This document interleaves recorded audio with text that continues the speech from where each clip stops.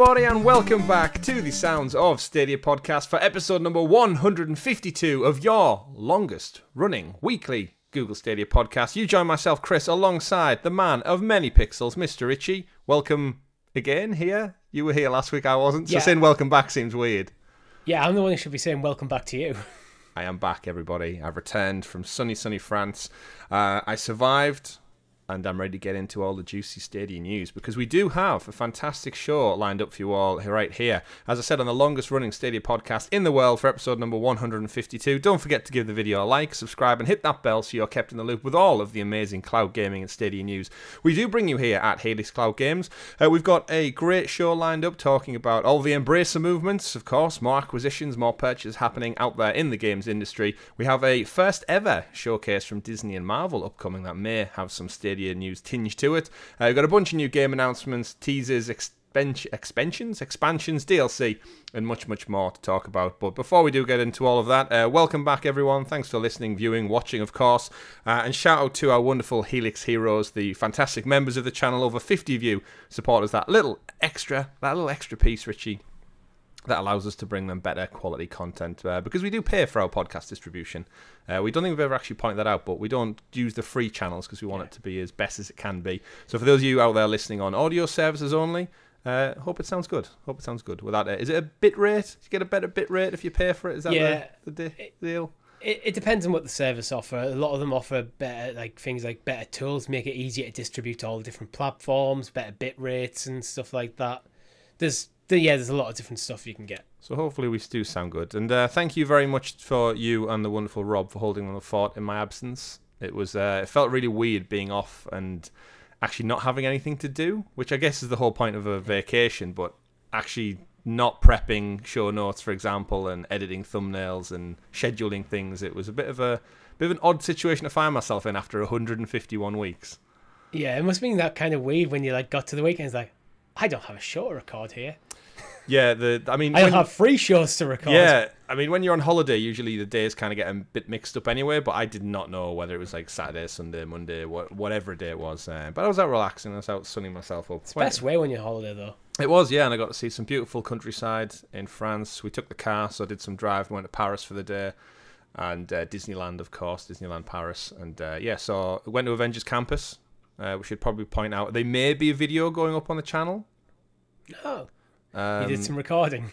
Very, very small. I didn't, obviously, I was on holiday, so I don't get too dragged down. But think of Avengers Campus. Think about how that could link to Stadia potentially, and you'll have to wait and see if I pull anything together for that one yet. But keep your eyes peeled. Thank you. A little bit of housekeeping before we get into the thick of the show, because we do have a fantastic show. Shout out to the wonderful folks over at Stadia Dosage, Jack to Slip, and Clive, who arranged the 1,000 days of Stadia celebration that happened last Monday, in fact. It was in my calendar for the longest of times, Richie, and I thought I was the only individual who knew that the 1,000 days was coming up. And then loads of people were there ahead of me. They knew it was coming up, and unfortunately I was away. So we didn't actually do anything to celebrate, but shout out to all the wonderful people who streamed for the full day across the planet. Plenty of content out there to watch, and nice to see a couple of new streamers out there, some names that I'm not too familiar with, some up-and-coming rising stars, as they say. Yeah, it would have been nice to be involved, but just the timing didn't work with you being away and basically me having to run the channel solo. I was like, I just didn't have I just basically didn't have any more time to spend on Stadia. Poor Rob, he steps up to the plate and you just say, "I've run Rob helped me out. Rob helped me out massively, but writing the shows, recording them, hosting them, editing them, sorting the thumbnails, all that sort of behind the scenes stuff. Yeah. For every show. It takes a lot. It does. It's time consuming, and occasionally I want to sleep. Yeah, exactly. But we do have a wonderful show, of course, Talking the PS. Our weekly PlayStation podcast is still available there, breaking down all the PlayStation news. There'll be a new one out tomorrow, diving into all of the exciting stuff that's happened, but we won't get into on this one because this is predominantly a Stadia podcast, of course. We had a great episode of CloudQuest that went live this past Friday. We actually, very Stadia-centric topic, we discussed all of the games that we played just because of Stadia, so where we wouldn't have got to them if it wasn't for the wonderful platform and all the things it brings to us. So let us know in the comments below what game you enjoyed specifically because of Stadia. Was it a little indie title? Was it a game that you missed out on? Maybe an older title that you missed first time round? Or was it something different? Let us know in the comments below, because we do need to get our comment algorithm up, Richie. I don't know how we're going to do it exactly. I'd say let us know in the comments how we can get our comment algorithm up, and that kind of might fix itself. But if you're watching along on YouTube, just drop anything. Put random gibberish letters in there for all we know. But everyone should, in the comments, just say "Welcome back to Chris" in French. That's what I want from you. Every week we're going to tell you to do one thing in the comments to see if you're listening. I did attempt some French. When I go abroad, I always do like to make an effort to name things, and everyone can get kind of like the thank yous down, the good mornings and such. Two beers, please. 2 beers, yeah, of course, all that usual stuff. But I was trying to learn things. Google Translate obviously helps us quite a lot now when we're out and about. Although you do very much butcher the language and realise that you can't speak. We were doing that in Poland. Remember the first day when Poland was sat outside that bar and we were just Googling stuff so we could learn a bit of Polish to order our drinks. Pronunciation, very, very different. Of course, but yes, so we'll get into all the awesome Stadia content soon. We do have a live stream coming out next week. I think I'm going to probably jump in and check out the new Saints Row reboot, if you want to get on with me on that one, Richie. It comes out next Tuesday, 23rd. However, the live stream will probably be scheduled for the Thursday as usual, because on Tuesday we've got a special live reaction show, watch along with you wonderful folks out there, of the Gamescom opening night live hosted by Jeff Keighley, which we'll get into as part of the news. We'll have some pre-game show predictions at the end of this particular episode. But yes, Gamescom opening night live is Central Europe. It's 7 p.m. if you're here in the UK. If you're over in Europe, it's 8 p.m, an hour ahead, of course. If you're over in the States, Eastern Time is 2 p.m, and Pacific Time is 11 a.m. So we'd love you to join us here on the channel as we watch along. It's about a 2-hour show, Jeff said. There's some already confirmed developers and some surprises up for grabs, I was going to say, up for watching along. So let's hope we get some Stadia news or some cloud gaming news in general. If not, it's always good to see some Stadia, some gaming, updates and what's going on in the world. So, fantastic stuff. Richie, before we get into the news, what have you been playing in my absence? Or have you just been editing shows and hitting the gym? Editing shows, hitting the gym, and just chipping away at Ghost of Tsushima, mainly. Bit of FIFA, because the season started, transfer window's well underway, so it's like one of them periods of the season where my interest in football spikes. So it's like, I want to jump into FIFA, and it's like, I really want to get my hands on the next one. Yeah, it's not too long. You need to start releasing it a bit about. It comes out in September. You need to start releasing it in August. Like, it's the transfer window, though, isn't it? It's getting your players locked in and stuff. Yeah, but this is the point where people I think are most interested, where there's most news happening in the sport. That's true. Although it doesn't seem to hamper the sales year on year. And you can update. And they do update the squads as they go through the year. So updates, in the past I understood it, but now it's like it doesn't really make that much sense. Just get out as soon as you can. It would certainly be great having it day one. I wonder if they have any metrics that say like everybody's too busy watching football to actually want to play. I don't think it'll be that. I think it's just probably a historic thing from before they could have update the game regularly. So they probably want to wait till the end of the transfer window before release so they can have the most update version going out. But now where you can literally get day one updates and then day 1 p.m. updates and like you can just continually update the game every week. You can change that policy. But exactly. And of course, if you're on cloud gaming, like a lot of you viewers and listeners out there, you don't need to do any of that because the game is always just at its latest version. Right, before we do get into the bulk of the show, I did actually have some notes from last week's show, Richie. Not criticisms, just some updates I want to give from my perspective on things. While I was away, obviously I did listen. It was the first show I've ever listened to, I think, since you and Tom hosted one many moons ago. I've got in my bullet points after I was listening, really hot in the UK. Apparently I avoided like some crazy heat wave. I don't know whether I just spent more time outside, so I wasn't inside cooking as much as... obviously, the houses over here are very insulated. The second place I got to my holiday actually had air conditioning, like a proper air conditioning unit. May have left it on all day by accident, got back on at night, and it was absolutely freezing in the room. But it was a very refreshing. I slept very well that night. Rob did us proud. He did the news proud, specifically at the introduction. I know he joked about saying he was nervous leading up to it. So well done, Rob. You did it. You did yourself proud. Sonic Racing, I think we just spoke about a pre-show that I think someone pointed out to us that apparently Sonic Racing rumor the GIFs were debunked or something, but a week on, I'm still yet to see anyone on Twitter or in Reddit post specifically where the Sonic Racing GIFs were debunked, because as far as I'm concerned, Richard from XDA, who wrote the article, got those GIFs direct from Google, and I've not seen anyone come out and say otherwise since. So as far as I'm concerned, Sonic Racing is coming to the platform, hopefully soon. Yeah, and the claim was kind of that it was debunked before the party stream news even dropped, so I was like skeptical on that one. We'll see. Yeah, if you have a source, if you have a source, let us know. I'm happy to prove myself wrong. And next up, we would totally accept a Raid Shadow Legends sponsorship. I know you and Rob went back and forth saying like, yeah, but I was like, yeah, totally. If they wanted to pay us money to talk about Raid Shadow Legends, then yes. As long as the audience is okay with it. No, I don't care. Yeah. It's not that intrusive. We'll work it way in. Weakest blog last week. I think I missed the weakest blog. I didn't even read it. I know you told me afterwards, like, check out the blog, and I kind of read it and I was like, I don't get what I'm missing. No, like, that's the point. It's that short. There was nothing in it. There's nothing in it. Nothing in it. Guilt, great game, but yeah, it came out obviously 2.5 years ago now. So fill your boots. And the final point, the final bugbear, Richie, is you've never really watched SpongeBob. What the hell is wrong with you, lad? I just never did. How? Everybody's watched SpongeBob, right?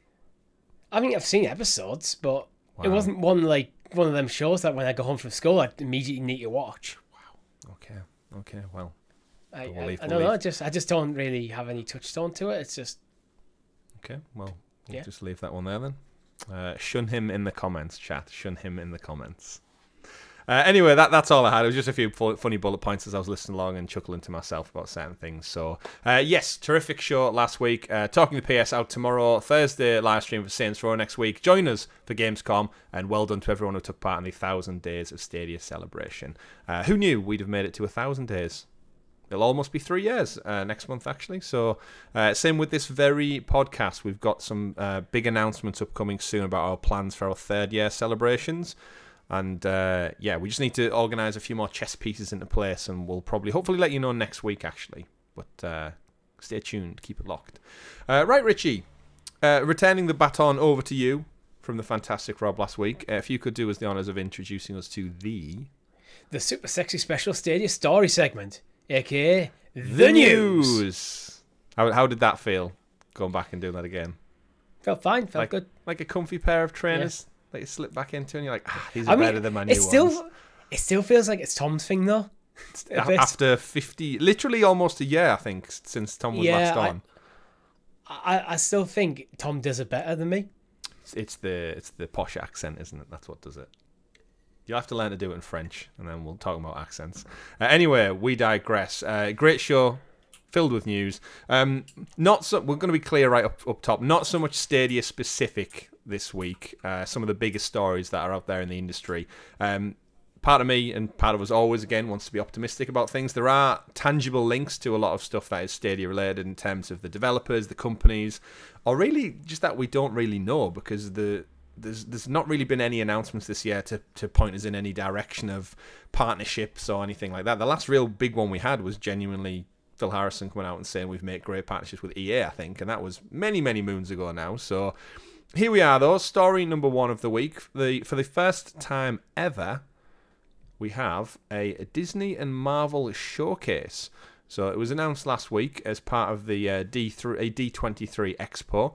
A Disney and Marvel game showcase, which will be running Friday the 9th of September, streamed at 9 p.m. in the UK, so there is probably a very high chance that we might live react to this, Richie, in place of a live stream for that particular week.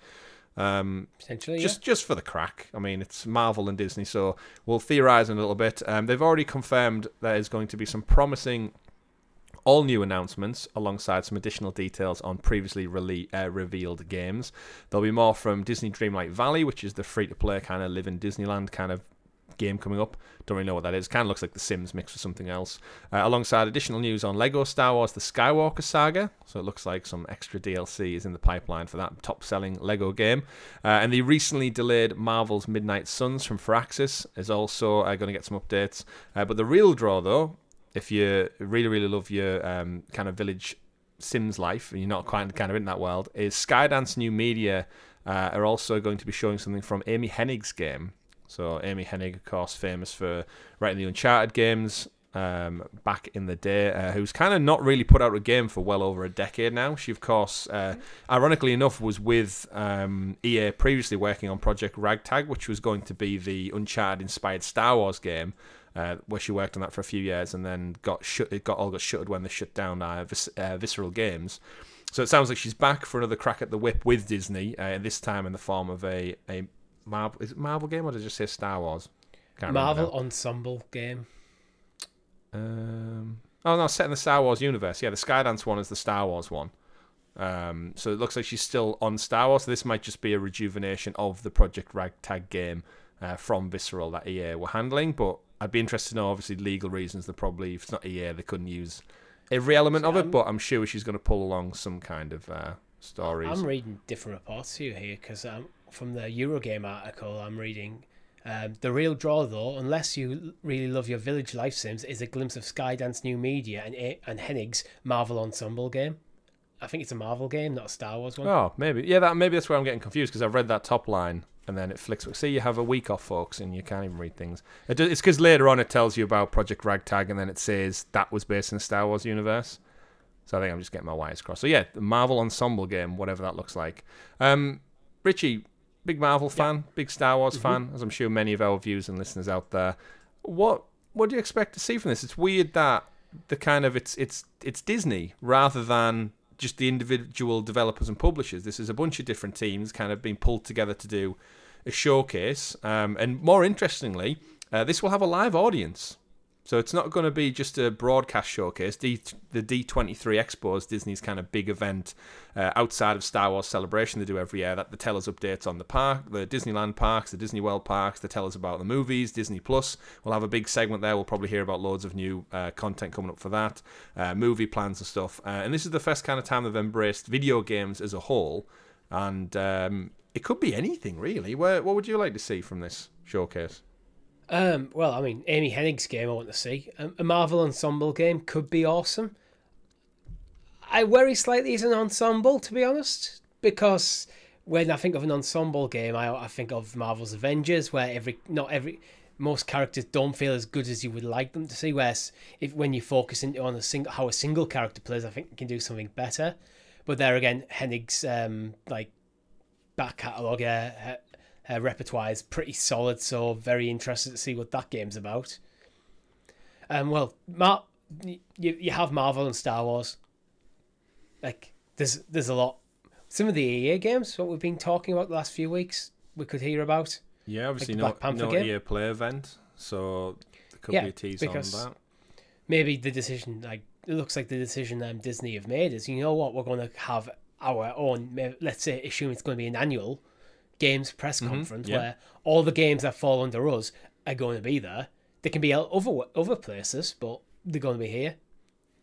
And you could easily see them writing that into a contract as well. It's like, yeah, if you want to make a Black Panther game, an Iron Man game, that's fine, but you unveil it at our event. And once it's done at our event, then you can push it however you want. Yeah. And kind of, I guess there's, with Disney kind of taking ownership of it, in a way there might actually be more eyes on your product. So handing it over, like Skydance, let's face it, if Skydance just did like a random video on Skydance's YouTube channel, would many people, I'm sure if it went on the Marvel channel it would have got a few more eyes. But yeah, Disney doing it at their showcase is going to get all the coverage from all the different outlets, and it just puts the titles front and center. I'm trying to think of kind of what I would want. There's so many games out there in development that are so many years away now. I'm kind of getting a bit lost with which ones are closer rather than further away. I'm thinking, if EA are working on a title, part of me wants to see a new Battlefront game, but actually, like I think I've said many times on this show, an actual Battlefront, like live games as a service. I'm not usually the biggest fan for games as a service, but that being sequelized seems a bit daft. I would rather have a Mandalorian season pass, an Ahsoka season pass, but the missions and the planets and the worlds can just be constant. You don't need to bring out another game where you reintroduce Camino again, play on Naboo again, when it could just be the maps exist and then you just update them and add them like you would with Call of Duty Warzone. The idea behind bringing out a sequel to something like that is, the longer a game as a service goes on, the harder it is for new players to get involved. So then you have this like clean break moment. So okay, we've run the game for 5 years. of 5, 6, 7 years, however long you want to run it for. Now we have a clean break moment where we're going to basically everyone's back to like level 0, and we're going to start again. Yeah. I don't think we'll see a Battlefront because it was quite controversial, the last one. But it sold well. So it sold well, but this was before Disney started taking things back in hand. True. I think they might be very cautious at the moment as they're setting up their own Disney game studios and like publishing label about kind of setting off on a bad step out of the gate. So Battlefront feels like a risk now in a couple of years' time. Once they've got a couple of games out, maybe they've got Jedi Survivors come out, things like that. Maybe Marvel's Midnight Suns. They've got a bit of like credibility in the bank. Then they could start maybe looking into a Battlefront. But I think now would be a risk. Yeah, I mean, it would still sell. I think the big difference between the games as a service like Call of Duty and Fortnite and stuff, trying to do their season passes, and you said about that fresh break, but this has Star Wars associated to it. So every time there is a new movie, every time there is a new comic book, every time there is a new TV show comes out, you've got that boost of like interest. Like I get that itch to play a Star Wars game every time there's new content coming around.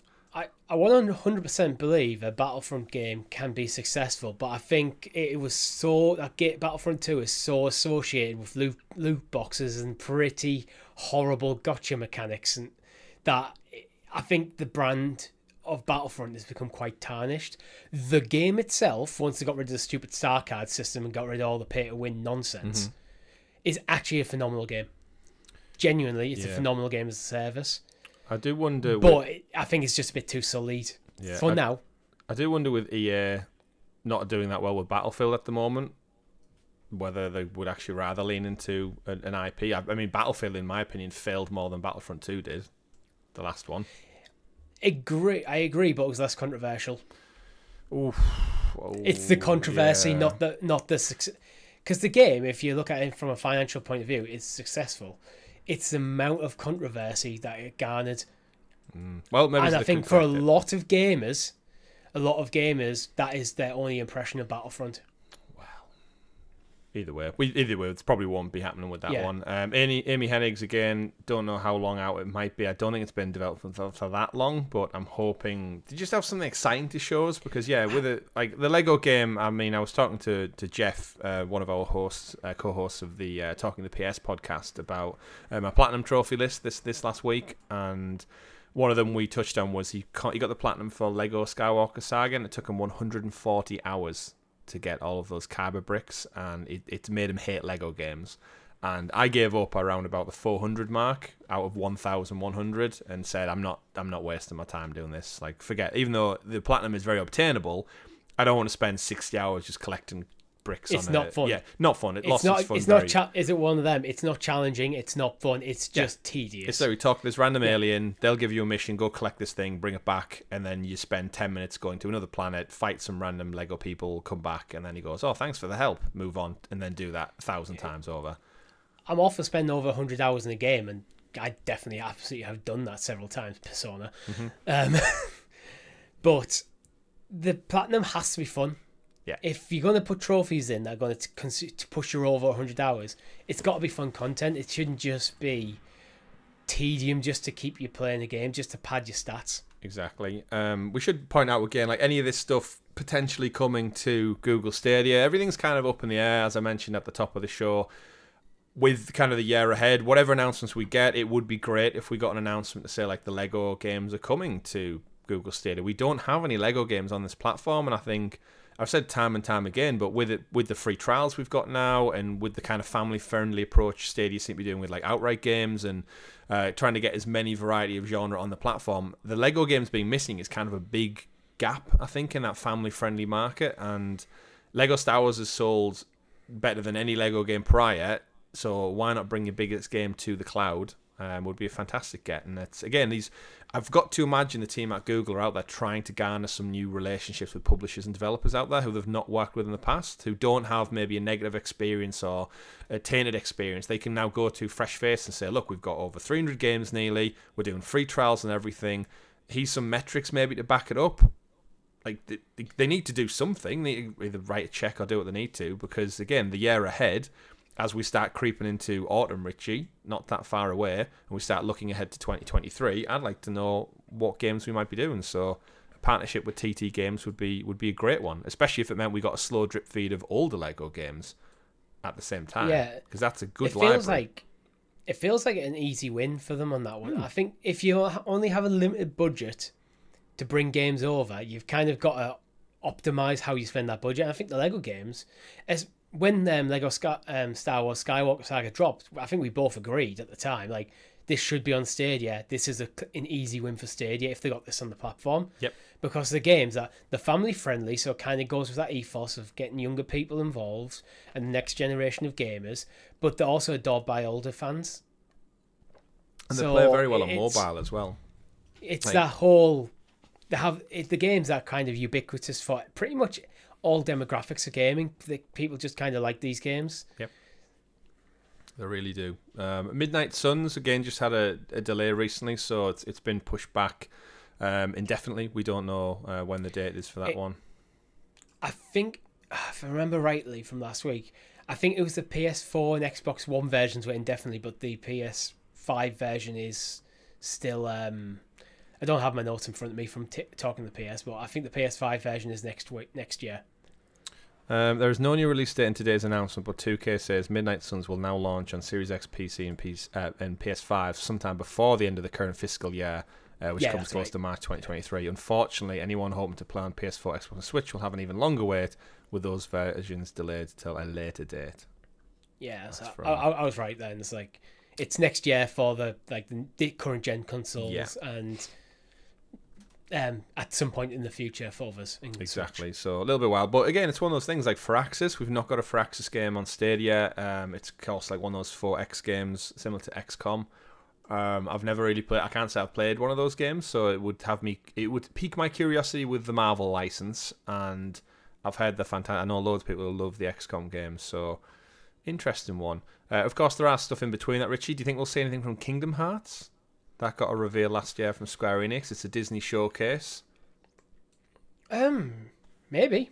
It's entirely possible. I don't keep up with the Kingdom Hearts news, to be honest, because I'm not a huge Disney fan. I like Disney fine, but like classic Disney's like, yeah, I grew up watching it, but it's like not stuff I go mad over. So I really don't know. I don't know. I've never played a Kingdom Hearts game, so I don't know what's going on in that franchise at the moment. Okay. It's absolutely possible. Well, we'll have to wait and see, folks. 9th of September is when the showcase is, and hopefully we'll get some good Google Stadia news out of it. I'd like to start seeing some logos for the games coming out next year and beyond. After all, and I'm again, not optimistic on that front. I mean, we'll see. But as a gamer all around, I'm sure there's something in there that's going to tickle our fancy, whether we end up playing it on other platforms or not. Now I am confident on that one. Yes, indeed. Next up, though, we have a big story, big news. This one, again, a little bit closer related to Google Stadia, and that is because it involves the Embracer Group. And we've discussed the Embracer Group many times on this show. They, of course, are the umbrella company that kind of covers THQ Nordic and Koch Media, which has now been renamed to PlayOn, if my memory serves me right. PlayOn, Saber Interactive, and a bunch of other titles. They're the guys who put out kind of the Destroy All Humans, the SpongeBob games that Richie hates so much, and some older titles. Of course, they're working on kind of the Time Splitters. All I'm going to say Squidward was the real MVP of that show. Wow. Okay. I mean, who doesn't like Squidward? And Mr. Krabs. And Mr. Krabs, of course. Shout out to Clancy Brown on that one. But yes, back to the news. Embracer Group embracing more companies. They've announced a slew of purchases, as they always do. They don't do anything in one go. It's like, no. We get out the checkbook and we're going to use the entire book up in one go rather than actually just make one big acquisition. Of course, their most recent one we discussed was acquiring Crystal Dynamics, Adios Montreal, and the Tomb Raider franchise.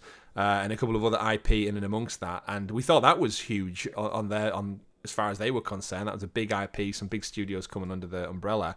Well, next up, they've acquired the Lord of the Rings and Hobbit IP, and not just for video games, but the movie rights, the television rights, and a whole bunch of other stuff. So reading direct from the Embracer Group kind of company statement. I'll try and find out the best particular parts.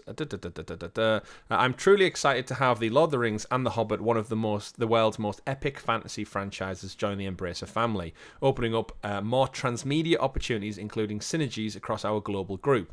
I'm thrilled to see what lies in the future for this IP with Free Mode. So Free Mode is the kind of umbrella company that's going to look after all these new IP. So again, similar to how Embracer works. Embracer, now Free Mode underneath Embracer, and they're going to work with Asmodee, who's the company that kind of looks after Lord of the Rings IP. Going forward, they're going to keep the same teams, just similar how Embracer do most things. They kind of stay hands-off and just let them run as their own business still. It's probably something to do with tax evasion or whatnot. And all these new licenses that are coming into this portfolio, says Lars Wingfors, the founder and group CEO of Embracer. I mean, Richie, where do you even start with this? The Lord of the Rings, of course, one of our favourite franchises, IPs of absolutely all time. And Embracer Group, of all people, like, these guys are like slowly, I know we said, I think we did it in the CloudQuest episode, which is available now, you should go check it out. They're becoming one of like the biggest third-party games, media companies in the world right now. Like, some of the IP they've got is surpassing, I would argue, Ubisoft's library at this point. Tomb Raider, Lord of the Rings, SpongeBob. Yeah, my issue with the Embracer Group is I don't think they've proven themselves at the AAA level yet. Nope. I think buying things like Crystal Dynamics is one thing because you're buying the studio and the IP, so you could just get the studio, crack on with what you're doing. You know what you're doing. I'm not convinced by this purchase of Lord of the Rings because it's a phenomenal IP. I've got a feeling that we're just going to get distinctly AA games out of it. That is the worry. I want to see Embracer take that step up and go, we are a AAA publisher. We are going to prove to you. I think Saints Row is probably going to be a litmus test on this one. Mm-hmm. Because if that comes out at the quality of like you'd expect from a AAA third-party game now, maybe my view in this changes. But we haven't played that game yet. We haven't read the reviews yet, so I can only judge them by the work that they've produced so far. And the games are fine. Yeah. But for this level of IP, I think I want to be wowed by what you're doing with this. Yeah, you should clarify as well, this isn't the New Line Cinema Peter Jackson stuff they have rights to. That's kind of its own thing that's still owned by New Line Cinema and Warner Brothers. That's why you'll probably see Gandalf show up in all of the like Multiversus games and the Lego Dimensions games and such. It is such an odd one. It's crazy to think that in the world of, I guess, Star Wars and Marvel being owned by Disney, in my mind, this was the next big IP that covers kind of like decades, actually almost centuries at this point. And it's to think that they own it. They haven't like acquired it for like a 10-year deal. Like, they own everything. They actually go into in the press statement saying about all the other things, because of course we've got Amazon's Lord of the Rings the Rings of Power series coming up on the 2nd of September. That costs Amazon like hundreds of millions they put into each episode. We don't know what that's going to look like. And then kind of folding into this story, there is also a couple of other Lord of the Rings. Like, actually, weirdly enough, before this announcement was made, we got the announcement that Private Division and Weta Workshop, who helped Peter Jackson, they did all the Peter Jackson kind of miniatures, the bigatures, the CGI and stuff for Gollum and Andy Serkis back in the day. They're working with Private Division on a new game as well. So there's kind of like loads of just like stuff we know about. There's the Return to Moria game that was announced like last month. That's in partnership with the Epic Games company, which is kind of you work as a bunch of dwarfs, you go into the mines, and it kind of looks like I don't say Minecraft, but it's inspired by, it's like a crafting game including dwarfs and Lord of the Rings. And as we break away from the movies, it's a multiplayer survival game. A multiplayer survival game, which sounds cool. Visually, it's different. In my mind, I need to break away from everything looking like the Peter Jackson movies. Yeah, then it's kind of like inspired by things like games like 7 Days to Die, Stranded Deep, Subnautica, Valheim, and The Forest. I mean, a Valheim game set in Middle Earth does sound pretty cool. And It does, but again, when I've only seen screenshots, and I'm not impressed by them. You've got high standards at the moment, Richie. For Lord of the Rings, yeah, absolutely, 100%. Like,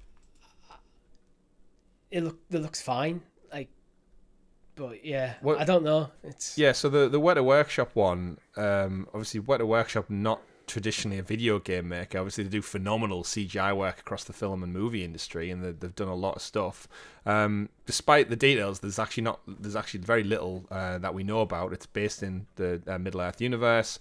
Private Division is part of the Take-Two Interactive team, so we should point out as well that they've published other titles like the Kerbal Space Program, Obsidian, The Outer Worlds as well, and Ori and the Blind Forest, and a couple of other ones they've published. But again, linking it to Stadia, Take-Two, we don't know what that relationship looks like at the moment. We're not getting the PGA, the NBA games, so who knows if that can be turned around right now. But yeah, again, weird to see that this announcement was last week, and then at the end of the week, Embracer were like, oh, we own them all now. But then Amazon are doing the TV series, and we should point out they don't have the rights to the books, so like the actual print published ebooks and stuff. Yeah. So there's one thing that wasn't up for sale, it would look like.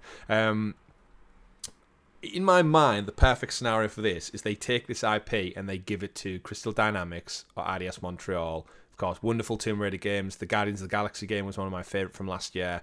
Single-player narrative in this world. Tell me a story using these characters and make it fun. Because I don't think we've had a good third-person action-adventure game since EA's Two Towers and Return of the King. I actually scratched that. The Shadow of War games were pretty good as well. Yeah. But yeah, I'd hate to think it was just given to one of their lesser studios, let's say. I know your fear was the double A quality. And not that it would be a bad game, but like you said, I hold this IP in such high regard. Yeah, that's I want it. to see triple A only. 100% Embracer Group make good games. Mm-hmm. But the good games at a level below where I think this IP needs to be pitched at. Yeah. I think this is one of probably the most valuable IPs ever. Like, at least in terms of cultural impact. Mm-hmm. It's like giving the Star Wars IP or a Marvel IP to the CW, who did the Flash and the Arrow shows. Oh, wasn't Arrow good at first? Yeah, that's what I'm saying. They were good, but then the quality wasn't obviously. It's given. I'm trying to think, like, it'd be given that IP to a studio that Nickelodeon hasn't yet proven themselves.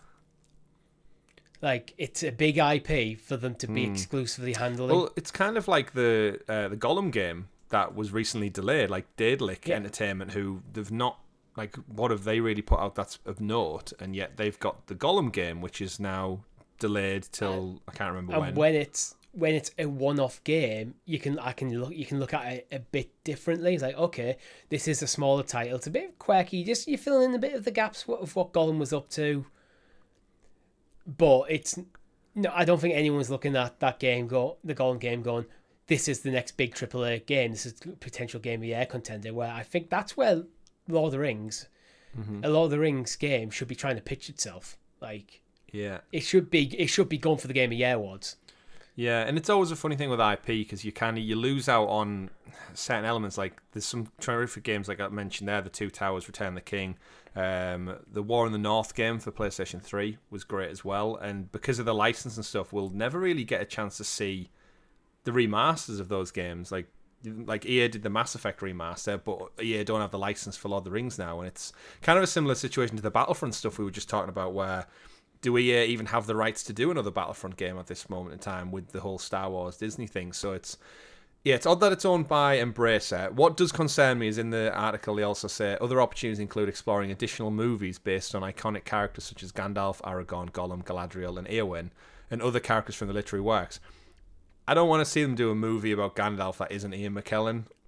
Yeah, same. And I don't think Ian McKellen will probably want to see that. Yeah, either. Exactly. I don't. Isn't that literally why he did The Hobbit? Because he couldn't face the fact that anyone else was Gandalf. Yeah, and I mean, it's kind of weird because it's not like, if they want to make another movie, great, but if it's not in the same world, if it's not like Andy Serkis portraying Gollum and if he looks different, if it's Aragorn, it's not Viggo Mortensen, I'm kind of like, it's a weird one for me.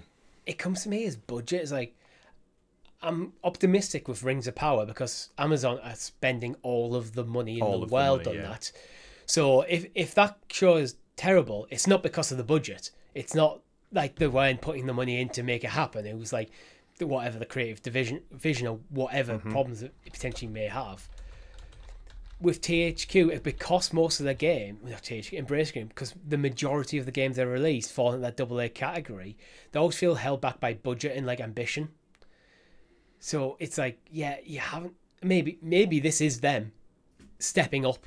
Like, we're getting this IP, we are going to step up. We've been buying all these little IPs, getting our roots set, and now we're going to start growing who we are as as developers. Yeah. And this is the IP to do it, and Tomb Raider is the IP to do it. But my skepticism comes because I don't think they're proving themselves, rather than that they're not capable. Yeah, there's a lot to be said, and I think to put things into like financial perspective, the fee for this purchase was undisclosed, so I would probably guesstimate this is the most money Embracer have ever spent. Oh yeah, to acquire this, because again, to put things into financial perspective, Amazon's upcoming The Rings of Power for season 1, it's going to cost Amazon $465 million for one season of a show. I have a firm belief that is more than Google has spent on Stadia this entire year. Easily. Oh, yeah. It makes you wonder who else will have been in the running for this. Was it even for sale, or did they just come in with the sweetest deal possible, and the Tolkien estate went, yep, I will have that Mithril. We'll take it right now. Yeah, it feels like one of them IPs that's always been difficult to get your hands on. Well, yeah, the Tolkien estate have notoriously been tough to negotiate with. Yeah, and they've managed to not lease the IP, to purchase a lot of the rights associated with the works. Yep. Not all, but a lot of them. It feels like how that's kind of been easy to pull off. No. So hopefully they've went and sat down with the Tolkien estate and went, this is our vision for what we're going to do, and actually just blown them away. And hopefully that's what we'll see. Yeah, interesting stuff. Obviously, we'll keep an eye on the Lord of the Rings, The Hobbit, as it comes out, and hopefully, because this is Embracer, again, they have a great relationship with Google Stadia. We've got lots of games out from the various divisions of the Embracer group on the platform. We are still waiting for confirmation of certain titles like the new upcoming SpongeBob Cosmic Shake, I think it's called. Destroy All Humans 2 Reprobed, still don't know about that one. And a couple of other titles which we had a big influx initially, and then they've kind of stepped off a little bit. But last week we did the THQ Nordic Roundup, and for those who didn't watch that last week, the day of THQ Nordic tweeted about a Stadia sale, linking it to the presentation, and then there was no Stadia logos throughout the presentation, so who knows? That's just a Stadia thing though, right? No logos. Yeah. But while we're on the Embracer topic, there was a couple more stories to come up from this, as I mentioned, because they didn't just go on that one and purchase the Lord of the Rings stuff. They also went on to purchase Tripwire Interactive. So for those who don't know, Tripwire they're more recently famous for the Killing Floor games and the Man-Eater title, where you were the shark. I know it was a PlayStation Plus game probably earlier on this year. You're a great white shark. You basically go around chomping people up, which was quite fun. They're going to fall under the Saber Interactive banner, who Tripwire have worked with in the past on certain titles. So they've cooperated before, so it seems like an obvious purchase, I guess, if you're in the market for them. Moving on, they also purchased Tuxedo Labs. So Tuxedo Labs, they're a team probably you've not heard of. They've got a game on Steam called Teardown, which is a voxel-based heist game, but it is currently sat in 4th position on Steam's highest-rated games of 2022. So, again, never heard of it, but it's sat there. To give you an idea of its company, number 1 is Stray, 2 is God of War, 3 is Power Wash Simulator, of course, and 4 is Teardown in Question. So Tuxedo Labs doing some good stuff over there. Where are we at as well? They also wanted to get into the physical game space, because they also acquired Limited Run Games, which for those who don't know about Limited Run Games, they are the team that essentially put out physical copies of games now that wouldn't otherwise have them. So indie titles, they do literally what their company name suggests. They do a limited run of, say, like 1,000 copies of a smaller indie game and sell them physically. And they're big on things like game preservation and stuff, like keeping games alive. Completely. And to quote from the Embracer blog, again, this is Lars Wingfors, the CEO. As an avid collector, I've admired Limited Run's collector's editions. They've built a strong brand that resonates with players. We see opportunities for Limited Run games to further grow their business with the Carbon engine by bringing back classic games and extend their footprint geographically, through synergies with other companies within Embracer. So essentially look for probably Limited Run versions of classic Embracer titles coming back. And again, we're in this world where remasters, reboots, and classic remakes are very much a quick moneymaker. So having a distribution arm of physical games within your Embracer company, it seems like good business. Yeah, I think that they could Limited Run games probably get more investment, which means they can do all the great work they're doing, more of it. Mm-hmm. I think that could be a great partnership. Yeah. They also went on to buy a Japanese studio, their first Japanese studio, we should point out, that deal with retro titles. And finally, they also bought another one, but it's a secret for now, Richie. So within the article, they said that there's an undisclosed, and in addition to the 5 communicated acquisitions today, Embracer has entered into agreement to acquire another company within the PC console gaming that for commercial reasons is not disclosed today. The purchase price for this undisclosed acquisition is in the range of being among either third or fourth largest of the transactions. The consideration of financial impact for the undisclosed acquisition is included in the press release. So the third or fourth Ubisoft. biggest... You know what? I wouldn't put it past them at this point. If they're saying it's the third or fourth largest, and their largest is obviously going to be the Lord of the Rings acquisition, which we said could be upwards of like $1 billion potentially, if not a lot more. If because maybe they couldn't turn around because Ubisoft have a presentation at Gamescom this week, and they need to legally get the presentation out the way with the partners before announcing it. Yeah. You know what? Yeah. Well, that's it. They've entered into an agreement.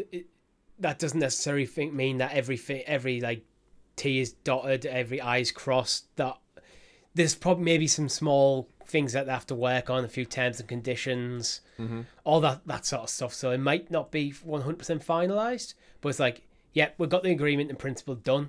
Now we just need to go, right, the deal's happening, then we'll talk about it. Then we'll talk.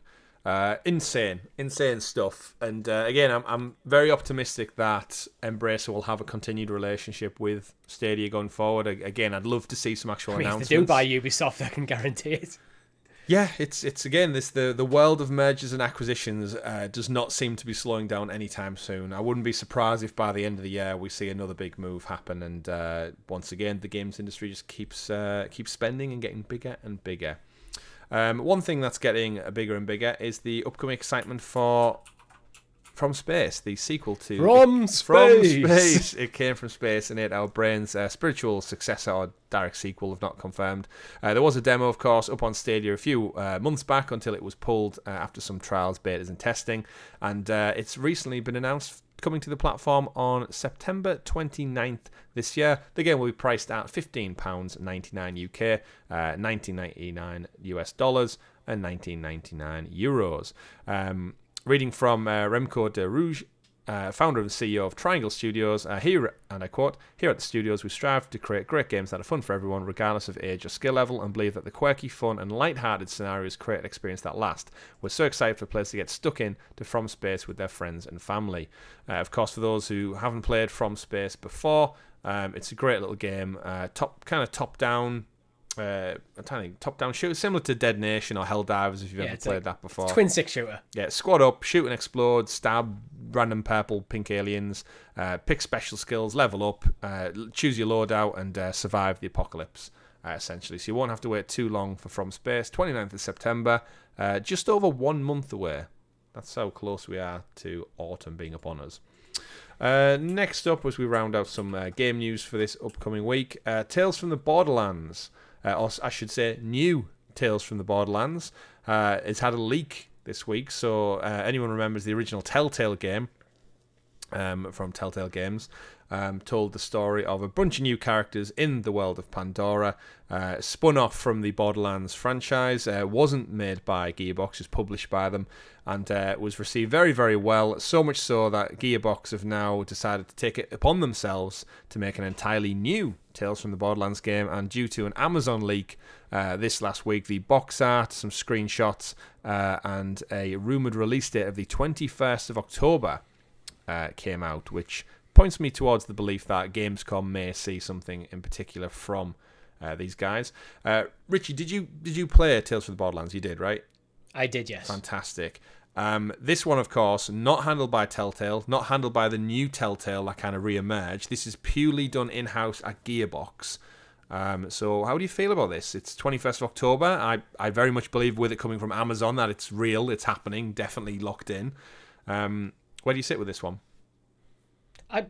I'm all for it.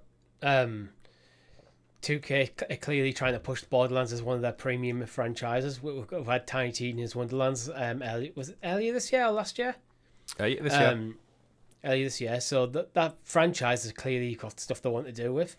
The original Tales from the Borderlands is one of the best Telltale games in my opinion. Yeah, I would agree. It's like that the Borderlands IP, I think, lends itself, like the comedy of it, quite well to that very much narrative driven experience. And yeah, another episode of that I'm all for.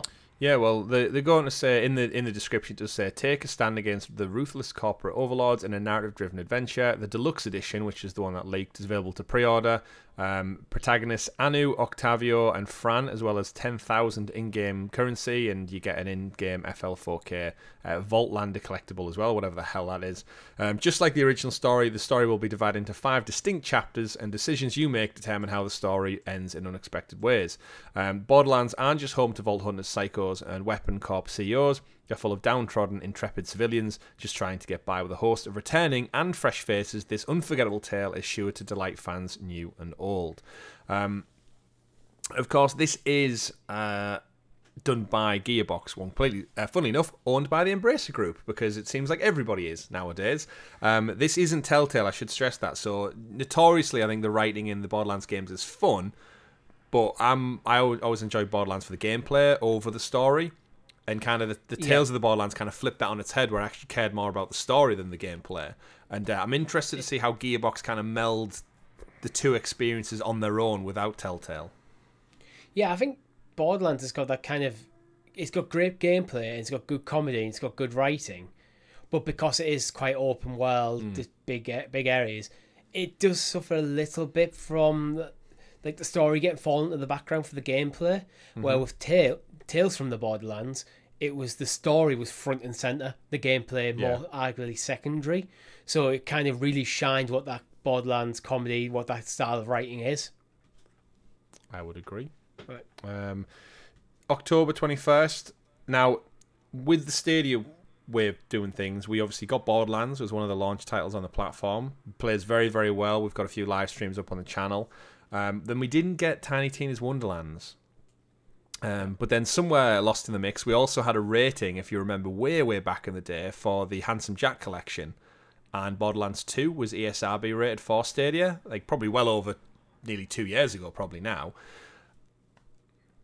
What do you think? Do you think this could be a good get? Because we've said for some time, similar to the Lego games, the Telltale games would be fantastic on Stadia, just down to the nature of you could have touch input, and it wouldn't derive that much from the gameplay experience.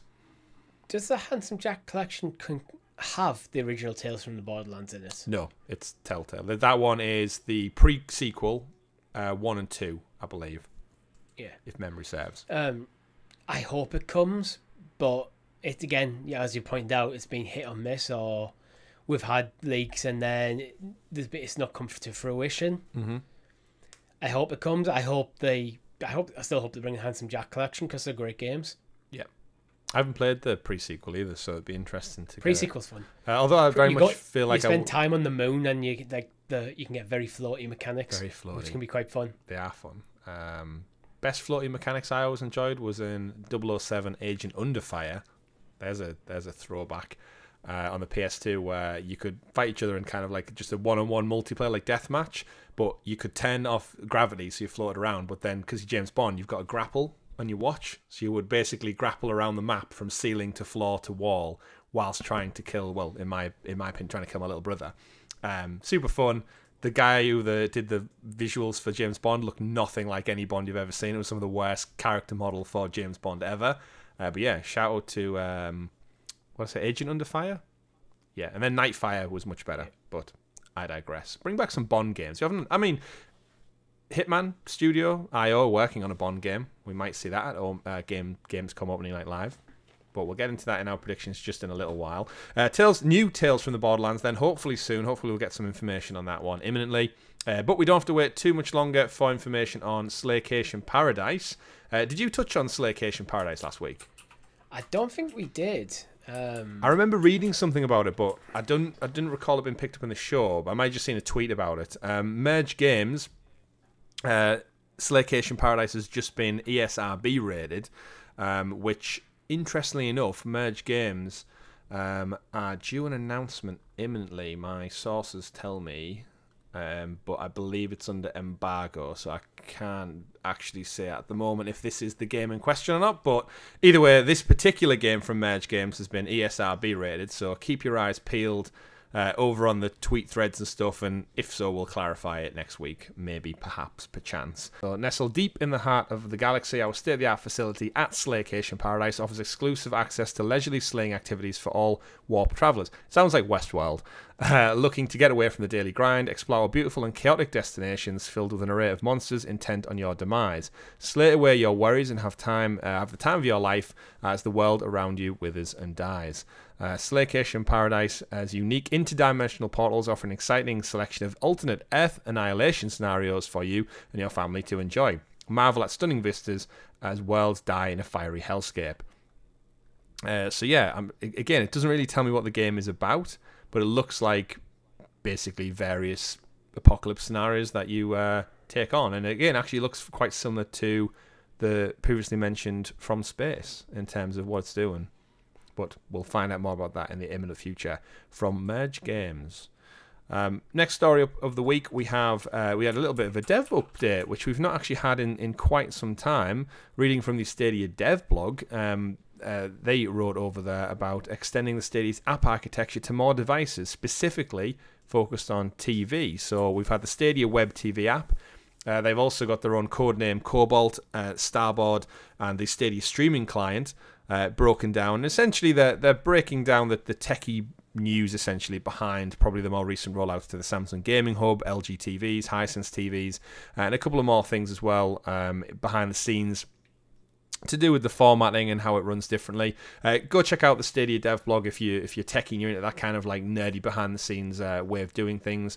They basically break down some of the challenges and the opportunities they've had along the way, alongside some of the unique platforms. Obviously, every television, every company has kind of a different interface behind the scenes and how they would address that. I know a lot of people out there on the internet have noticed that their controller now functions to navigate around the Google TV.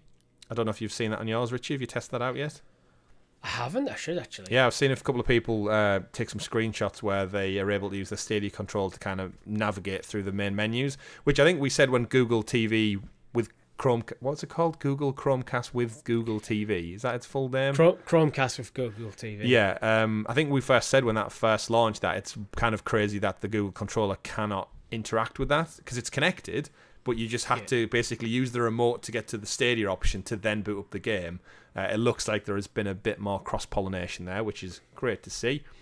They then go on to essentially discuss testing, reusability, and future expansion as well. So it looks like they're still working on things behind the scenes. And I think with Party Stream last week, I know you and Rob broke it down, and the kind of coding behind the scenes and everything we had at Google Games, you made a really good point that last week's news on Party Stream was the first Stadia-specific news we've probably had this year talking about new features rather than it be a Google immersive stream thing.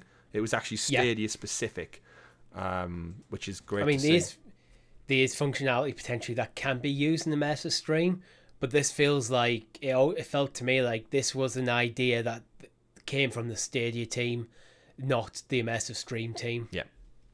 which again, you'd expect to see, but it's nice to see some little updates, features and benefits coming out of it. So, just like next story, our good friend Code Z over on Twitter, doing some great work, tweeting out about particular new games that they'd love to see on the platform. I know the hashtag Bring It to Stadia is very much alive and well out there. I think every single week I see multiple people tweeting out random devs, indie devs, big devs, and saying like, why not bring the game to our platform?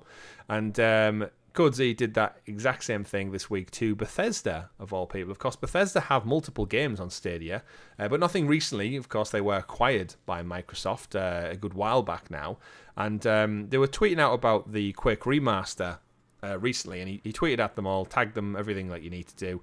Will the Quake Remaster ever be released on Google Stadia? It was released on all other platforms, and it would be a great addition to the platform. Since then, the Bethesda support team replied and tweeted back saying, "Hi, if you would like to provide feedback on Quake Remastered to be on Google Stadia, please feel free to submit this feedback here," and there's a link to a Bethesda feedback form.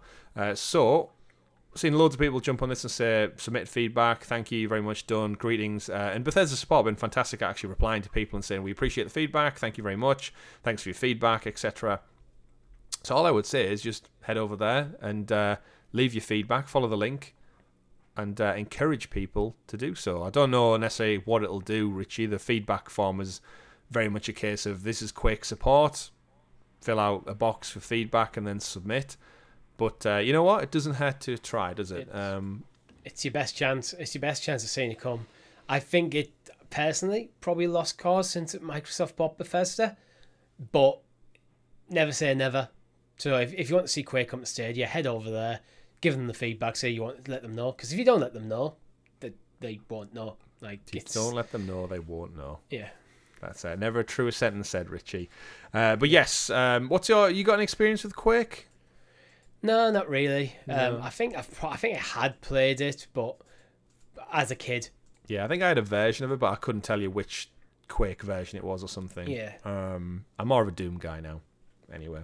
Yeah. Moving on though, final few stories of the week, folks. Deliverers Mars has been delayed. We don't really know if it's coming, but of course we got Deliverers the Moon eventually. Came to Stadia Pro a month after it was. Was it a month after it was promised, or was it 2 months?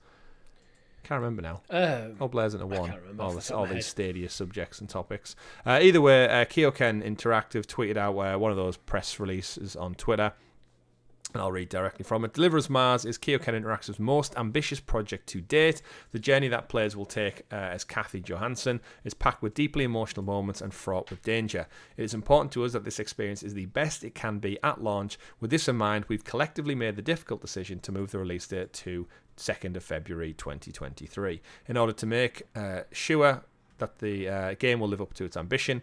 Whilst we understand the news might be disappointing, we're excited for you all to face the challenges of Mars, traverse its hostile environments, and discover the mystery of the Arks. Your patience will allow us to deliver the best experience we can. In the meantime, we'll be sharing a fresh look at Deliverers Mars at the Future Games Showcase featured at Gamescom with a brand new trailer on the 24th of August 2022. So that's the day after Gamescom when it fully kicks off live in person. Obviously, we're hoping, fingers crossed, that this game comes to Stadia, maybe even as Pro, after Deliverers the Moon finally came out. It had its next-gen release as well on PS5 and Series X, so no surprise with this delay. Richie was still in the kind of so 2020 is the year of video game delays after all, big and small. Maybe what we should start doing is just have a block of the show where we talk about games that haven't been delayed yet. Yeah, it will be a smaller list. Yeah, it's I always say the same thing. Take the time you need. I'd rather wait for a game to be good. Exactly. Don't you Miyamoto me. Otherwise, if the game doesn't have the time it needs, it can sometimes get dragged out a little bit. Just like the next story of the week, Avengers reading from our good friends over at Stadia Source. Actually reading specifically from yours truly, because my article. Earth's Mightiest Heroes are getting a new member. Square Enix and Crystal Dynamics just announced a hulk ton of updates incoming from Marvel's Avengers this September as part of the update 2.6 to the game. This will introduce a new Warzone area titled No Rest for the Wicked and feature a new villain-focused adventure seeing the potential return of MODOK alongside improvements across all the rostered combat heroes, featuring on the combat style, the balance, and any traversal mechanics. It looks like they're doing some tweaks. More importantly, the update will come with a next playable piece of content, which will be the AIM cloning lab. And they're going to increase the level cap for the game and some new gear alongside it. But the biggest news, of course, is that there is a new addition to the Avengers roster in the form of Bucky Barnes, aka the Winter Soldier, who will be joining the fight alongside his former allies as a hybrid brawler and marksman, adding yet another way to play Marvel's Avengers. Now, this game's been going on for quite some time. I'm actually very surprised. No She-Hulk.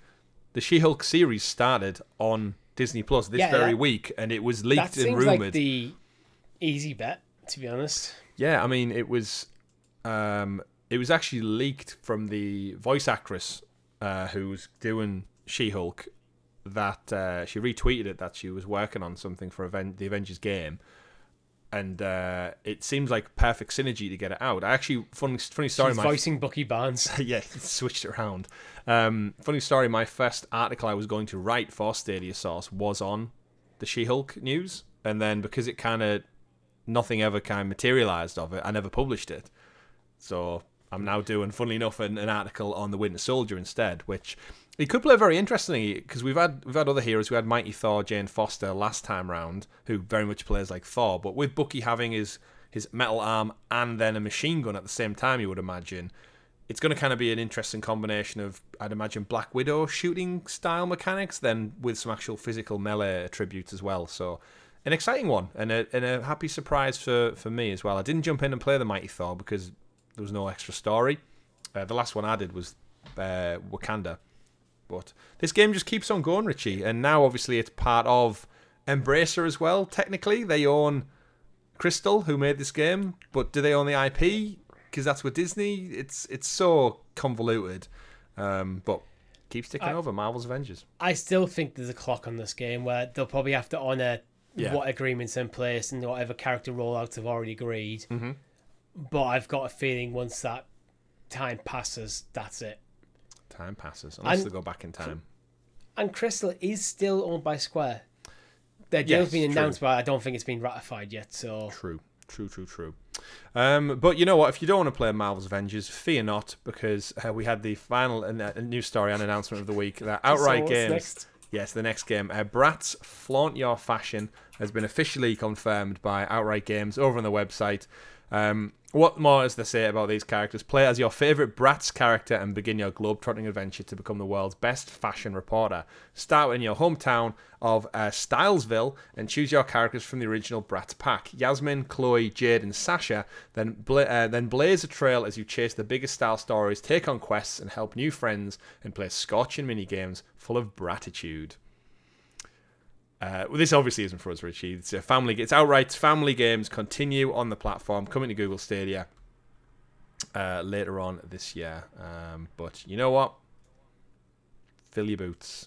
I think it's one of them games where you know very quickly. With as soon as you hear Bratz Flaunt Your Fashion, you know now whether you're in or not. Yeah, I'm sure there's many people out there with the things. It's actually weird reading the names Yasmin, Chloe, Jade, and Sasha. I'm getting flashbacks to my sister having all the dolls as a kid and like probably naming them and lining them up like kids do with dolls. But yeah, fill your boots on that one. It might not be Marvel's Avengers, but there's a roster of characters for you to jump in and play and hit that bratitude, Richie.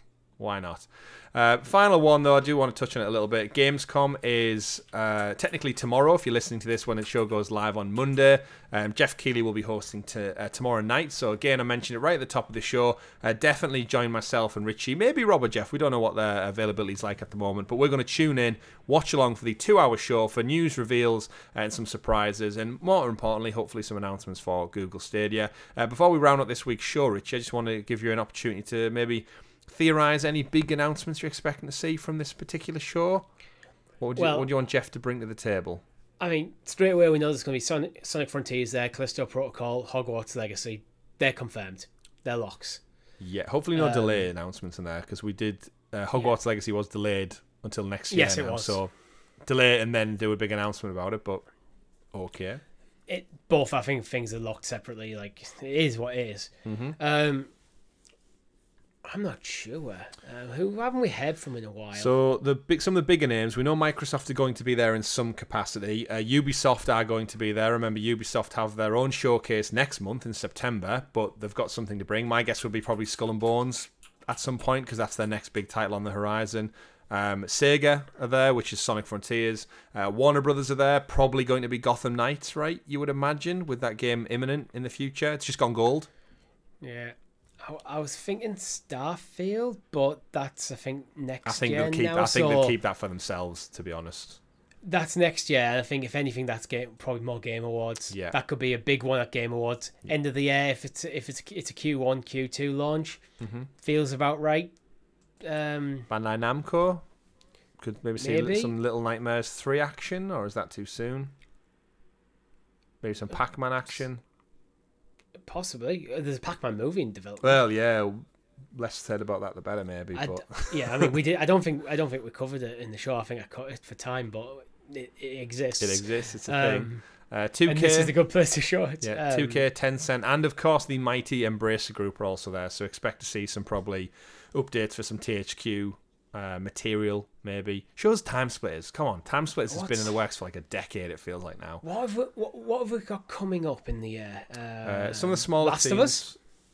I mean, it's out literally in a week or so maybe. I mean, PlayStation aren't confirmed, so we might not see anything from them. Yeah. Thunderful are there again. We know they bring some little indie titles. Team 17, we might see an Overcooked 3. It's been a while. Potentially. Persona, there's stuff coming from Atlas at the moment, so potentially we might get a bit more information about timelines for Persona as it's coming to other platforms other than PlayStation. Not optimistic on that one, to be honest, because they've had the announcements. Now I think it's a case of just drop the dates and then we go with them. Okay, when then. You're ready. So our lovely audience, hopefully, are going to join us for that one. 7 p.m. tomorrow, Tuesday the 23rd of August, 7 p.m. UK time. Hopefully we get something, Richie.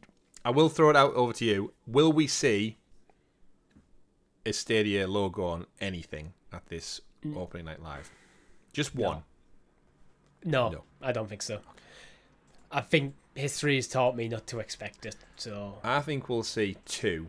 We're going to see 1 from a Ubisoft project and 2 on another title, but that's it. Yeah.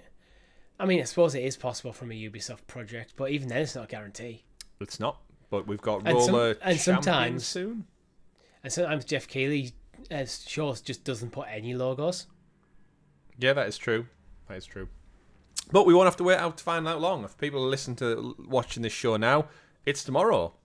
So happy days. And then, as a reminder, we also have Saints Row launching on the 23rd. So if you can pull yourself away from Saints Row to watch the Game Awards, fantastic. If not, join us on Thursday next week for our live stream, our first look live stream of the brand new Saints Row reboot. Of course, one of, if not the second AAA title to come to Stadia this year. We had Extraction in January, and here we are in August, and we're getting the second one, soon to be followed by FIFA next month. And I feel like there's another one. Why am I forgetting? Is there another one? Or is that it? Either way. Give us Callisto Protocol. I'd like to see that one. But that brings us to a close for episode number 152 of the Sounds of Stadia podcast, your longest running Stadia podcast in the world. I know I said it last week, but shout out once again. I know Lloyd from StadiaCast has just decided to take a long hiatus to be with his family and stuff a little bit more. So shout out to you, Lloyd. Big inspiration for us guys over at Sounds of Stadia and Helix Cloud Games. And it's I'm going to miss listening to you a little bit, but we've now eclipsed StadiaCast with 152 episodes. So we've been creeping up on them ever so slowly, Richie, for 2.5 years now. And we've done it. And it's only made possible by our lovely viewers, listeners and community out there. So next week, episode 153, right here on youtube.com/Helix Cloud Games. And of course, we're still available on all your podcast preferential services up there in the digital clouds. Do listen. If you are listening on Spotify, do give us a review. 5 stars, please, please, please, please. If not on YouTube, leave us a comment, leave us a like, and click that bell so you're kept in the loop with all of the amazing content As I said, Talking the PS, our weekly PlayStation podcast, goes live tomorrow on free feeds. If you are a Helix Hero, one of our wonderful members, you get that up to a few days early. CloudQuest, we're going to go away and record as well. We've got a great show lined up for CloudQuest 81. Saints Row next week, Gamescom, and much, much more. And more importantly, next week, hopefully, our secret reveal for our 3rd year anniversary. Coming soon. My name's been Chris. You can find me at CyberChris2077 on Twitter. My co-host, Richie. I'm at RichieC89. And you can find everything else on all socials, Facebook, Instagram, Twitter, at Helix Cloud Games. I was going to name some other ones there, but we don't really use them, so I won't push them. If you do want to join in with a bunch of like-minded gamers and Stadia fans and cloud gaming all in all, join us on our Discord. The link is below, and click join if you want to support the channel that extra bit more. That's been it, Richie. Episode 152. It's been fantastic to be back in the hot seat once again for all these wonderful shows. Thank you very much. And remember, folks, play whatever makes you the happiest. Goodbye. Bye.